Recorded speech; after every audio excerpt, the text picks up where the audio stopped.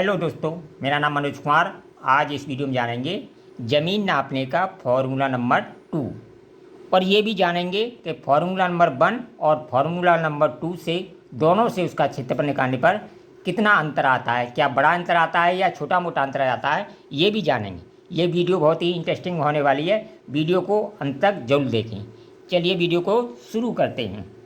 अब देखिए, हमने एक प्लॉट ले रखा है। ये 1 हेक्टेयर से थोड़ा कम खेत है। इसका हम क्षेत्रफल निकालेंगे दोनों तरीकों से। अब देखिए, एक फार्मूला है हमारा, ज़मीन नाप का फार्मूला नंबर बना है हमारा, यानी औसत लंबाई निकाल लो। हमने औसत लंबाई निकाली इसकी, यानी आमने सामने की भुजाओं को जोड़ा, इससे हमारी औसत लंबाई आएगी 150 मीटर। इसी तरह हमने इसकी औसत चौड़ाई निकाली, तो ये आ गया 70 प्लस 60 मीटर, इनको औसत आ गया। इसी तरह हमने इसका एरिया लगा रखा है, तो 900 मीटर स्क्वायर आया है, जबकि इसके हेक्टेयर में नापें तो 0.9 हेक्टेयर बनता है। ठीक है, ये तो है फार्मूला नंबर 1। अब इसी क्षेत्रफल को 2 भागों में बांट कर निकालेंगे और देखेंगे दोनों में कितना अंतर आता है। क्या इस तरीके से हम जब क्षेत्रफल निकालते हैं तो उसमें कितना अंतर आएगा और इस तरीके से निकालते हैं तो कितना अंतर आएगा, इस वीडियो में जानेंगे। ठीक है, अब देखिए फार्मूला नंबर 2 क्या है। सबसे पहले हम इसके 2 भाग कर लें, यानी इसके 2 भागों में बांट लें, 2 त्रिभुजों में। अब एक एक करके इसके त्रिभुज का क्षेत्रफल निकालें और उनको जोड़ें, फिर देखेंगे इसमें और इसमें कितना अंतर आया है, क्या कोई बड़ा अंतर आया है, तो ये देखते हैं। चलिए वीडियो को शुरू करते हैं। अब देखिए, सबसे पहले इधर एक समकोण है, इधर जो त्रिभुज बनाया है ये समकोण त्रिभुज है, और इधर जो त्रिभुज बनाया है इसकी तीनों भुजाएं समान है, ये विषमबाहु त्रिभुज बना है। तो पहले हम निकाल लेते हैं समकोण त्रिभुज का क्षेत्रफल और दोनों को जोड़ कर देखेंगे इसका क्षेत्रफल और इन दोनों का जोड़ने पर कितना अंतर आता है। तो पहले निकालते हैं समकोण त्रिभुज का क्षेत्रफल। समकोण त्रिभुज का क्षेत्रफल, समकोण त्रिभुज का क्षेत्रफल होता है 1/2 आधार गुणित ऊंचाई। ठीक है, तो 1/2 आधार कितना है हमारा, आधार है 160 इंटू ऊंचाई कितनी है 50। ठीक है, इसको 2 भागों में मैंने बांट लिया। ठीक है, पहले इस वाले का क्षेत्रफल निकाल लें, समकोण वाले का 1 नंबर का। तो इसको 2 से काटा तो ये आ गया हमारा 80, 8×5 40, यानी 4000 मीटर स्क्वायर। ये आ गया हमारे इस वाले त्रिभुज का क्षेत्रफल। अब देखिए, अब निकालते हैं दूसरे वाले त्रिभुज का क्षेत्रफल हम। ठीक है, इस वाले त्रिभुज का क्षेत्रफल, तो सबसे पहले एस निकालनी पड़ेगी।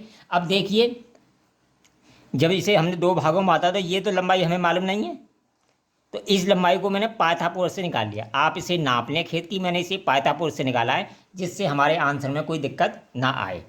इस लंबाई को जो मैं, यानी इन दोनों का वर्ग करके, इसका वर्ग और इसका वर्ग करके, इसका वर्गमूल लेकर ये लंबाई मैंने निकाली है। ये आई है 167.60 मीटर स्क्वायर। ठीक है, जिससे इसका सटीक आंसर आ सके, इसलिए इसे मैंने पाइथागोरस से निकाल लिया है। अब इस त्रिभुज का क्षेत्रफल निकालते हैं। ठीक है, तो विषमबाहु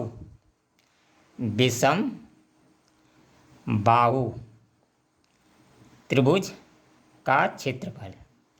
ठीक है, अब देखिए, विषमबाहु त्रिभुज का जब क्षेत्रफल निकालते हैं तो सबसे पहले क्या निकालते हैं हम, सबसे पहले निकालते हैं एस बराबर होती है a+b+c/2। ठीक है, तो 70 + 140, 70 + 140 प्लस, इसको मैंने पाइथागोरस से निकाला है जिससे हमारा सटीक आंसर आ सके। इसे आप नाप कर निकाल लेना खेत में। ठीक है, तो ये आएगा 167.7/2, ये आ गया। ठीक है, जब हमने इसका कैलकुलेशन किया तो ये आ गया हमारा 188.85 मीटर। ठीक है, इतना आ गया हमारा, ये एस निकल के आ गया। अब हम त्रिभुज का क्षेत्रफल आसानी से निकाल सकते हैं। ठीक है, अब देखिए, विषमबाहु त्रिभुज के क्षेत्र का फॉर्मूला क्या होता है हमारा, अंडर के अंदर होता है एस और एस माइनस ए, एस माइनस बी और एस माइनस सी, ये फॉर्मूला होता है। इस फॉर्मूले में हम इनकी वैल्यू रख देते हैं।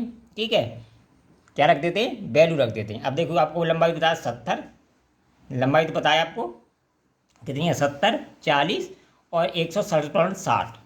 तो इसकी हमने वैल्यू रख दी इसमें। ठीक है, इसकी वैल्यू रख दी हमने, तो हमारी कितनी आई है?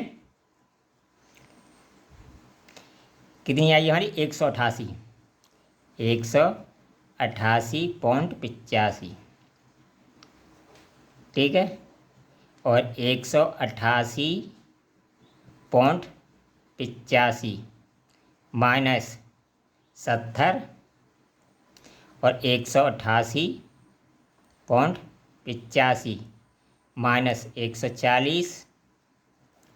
ठीक है, ये हमने, अब तीसरी वाली हमारी 188.85 माइनस 167.7। ठीक है, ये हमने इनकी वैल्यू रख दी। ठीक है, और वैल्यू रखने पर ये हमारा आ गया 188.85। तो हमारा ऐसा कैसा आया? ठीक है, गुणा, जब इसमें से 70 घटाया, 70 घटाएंगे तो ये बचेगा 118.85 गुणा, इसमें से 140 घटाएंगे तो ये बचेगा 48.85। ठीक है, इसी तरह इसमें से घटाएंगे तो ये बचेगा हमारा 21.15 ये बचा।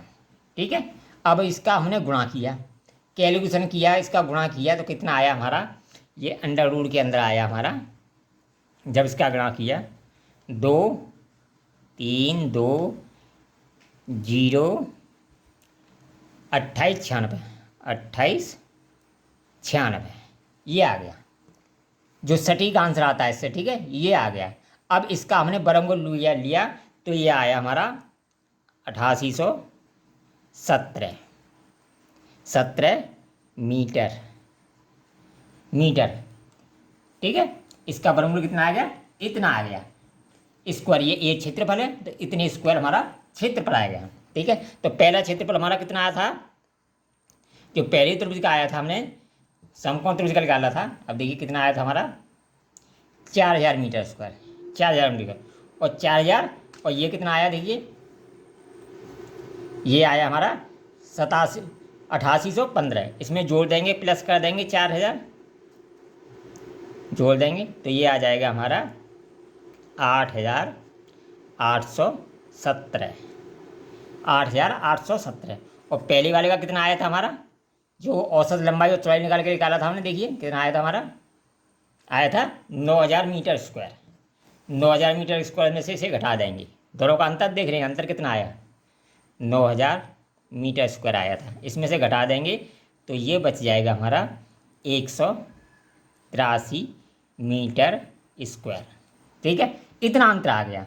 यानी 1 हेक्टेयर से थोड़ा कम खेत था, इसमें 183 मीटर स्क्वायर का है, जो कि एक बड़े खेत में बहुत बड़ा अंतर नहीं है। इसे गज में नापेंगे तो ये गज हो जाएगा 218 गज स्क्वायर हो जाएगा। क्या हो जाएगा?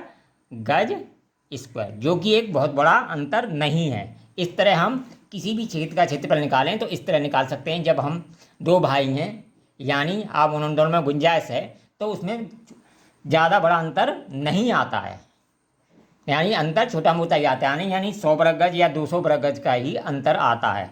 वीडियो पसंद आए तो कमेंट करें, लाइक करें, शेयर करें।